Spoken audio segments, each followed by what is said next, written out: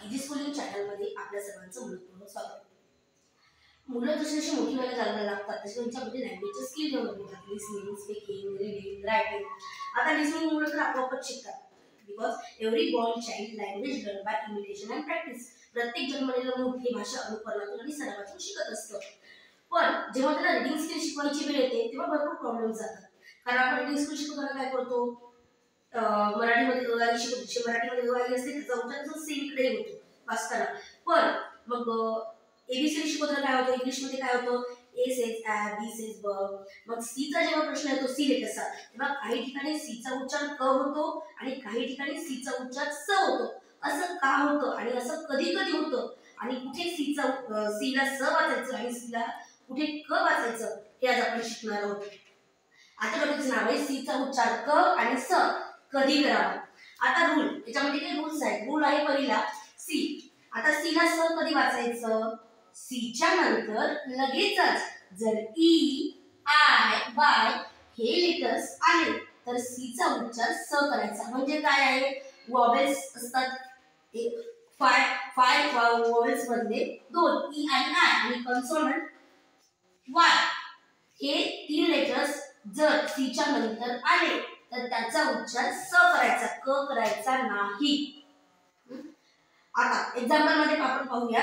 सीच्या नंतर काय सांगितलंय, ई, आय आणि वाय. आता सीच्या नंतर जेव्हा ई आलेला आहे तेव्हा काय काय आहे, सी ई एन टी. सीच्या नंतर ई आला सेंट, सीच्या नंतर ई आला सर्टन, सीच्या नंतर ई आले आहे तर रिसीव. असं काही नाही की सी लेटर सुरुवातीला एक नंबरला असावं त्याच्यानंतर सेकंड नंबर ई असावं, असं काही नसतं. सी कुठेही आले असं शब्दामध्ये, पण सीच्या नंतर लगेचच जर ई आलं तर त्याचा उच्चार आपण काय करायचा, सच करायचा, क करायचा नाही.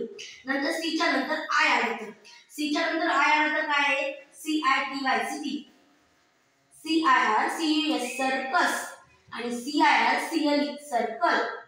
सीच्या नंतर आय आला की त्याचा उच्चार सच करायचा, क करायचा नाही. त्यानंतर कन्सोनंट मध्ये आता ई आणि आय काही वॉवेल्स मध्ये आले. कन्सोनंट मध्ये एकच असं लेटर आहे वाय की जे सीच्या नंतर आलं की त्याचा उच्चार आपल्याला स करावा लागतो. Cyst, C Y S T cyst, C Y B R cyber आणि P O L I C Y policy.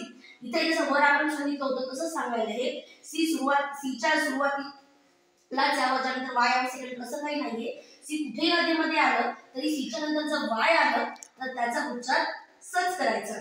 आता रूल नंबर सेकंड, सीचा उच्चार क कधी वाचायचा, सीच्या नंतर ई आय वाय. आपण पहिल्या रूल मध्ये काय सांगितलं होतं, ई आय वाय हे लेटर्स आले तर सीचा उच्चार आपल्याला स करायचा आहे. पण ई आय वाय हे लेटर्स सोडून कोणतेही लेटर्स आले, 26 अल्फाबेट मधले हे 3 लेटर्स सोडून कोणतेही अल्फाबेट जर आले तर तुम्हाला त्याचा उच्चार काय करायचा आहे, क करायचा आहे. ज्याचा उच्चार क होतो. एक्झाम्पल मध्ये आहे आता आपण carpet, C A R P E T carpet, C double O L cool, C U P cut, C U P cup, C A R car, C O N F U S T confuse, C O N E cone, C O N E cup. काय आहे त्याच्यामध्ये कुठेतरी तुम्हाला E I Y आलेले का नाही, सीच्या नंतर कुठेही असं आलेलं नाही. तरी आपण त्याचा उच्चार काय करायचा असतो, क. आता रूल थर्ड काय आहे, सीच्या नंतर शब्दात कोणतेच लेटर्स नसेल तर. आता म्हणजे सी न शब्दाचा शेवट होत असेल तर त्याचा उच्चार क होतो. सी न शब्दाचा शेवट होत असेल तर त्याचा उच्चार क होतो. काय याचे examples, T O P I C topic. सीच्या नंतर कोणतंही लेटर्स नाही, सी न शब्दाचा शेवट झालेला आहे, जिथं सी न शब्दाचा शेवट होतो तिथे त्याचा उच्चार स न करता क करायचा असतो.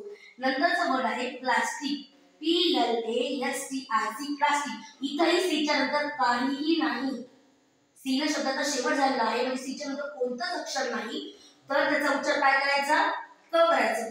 अशा प्रकारे यानंतर तुम्ही सीचा उच्चार कुठे क करायचा आणि कधी स करायचा हे लक्षात ठेवा.